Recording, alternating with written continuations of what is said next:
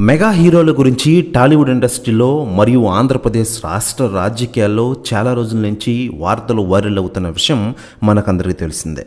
Power star Pawan Kalyan గారు ఇటీవలే ఆంధ్రప్రదేశ్ ఎన్నికల్లో రాణించి ఘన విజయాన్ని సొంతం చేసుకున్న విషయం తెలిసిందే. మరోవైపు మెగాస్టార్ చిరంజీవి గారు సైతం వరుస సినిమాలతో దూసుకెళ్తున్నారు. ఇక ఇదిలా ఉండగా టాలీవుడ్ మెగాస్టార్ గారు పద్మవిభూషణ్ చిరంజీవి గారు తన భార్య సురేఖతో, కొడుకు రామ్ చరణ్, కోడలు ఉపాసనతో కలిసి విహారయాత్రకి వెళ్లిన సంగతి అందరికీ తెలిసిందే.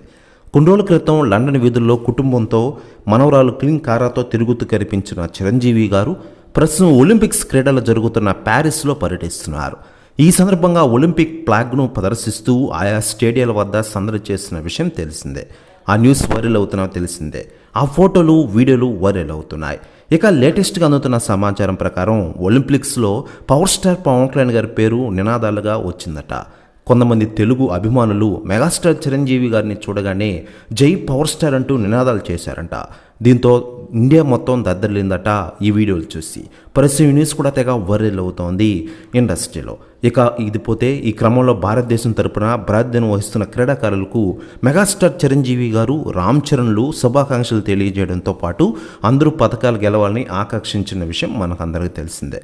మరోవైపు పవన్ కళ్యాణ్ గారు ఆంధ్రప్రదేశ్ డిప్యూటీ సీఎంగా రాణిస్తున్న విషయం మనకందరికీ తెలిసిందే.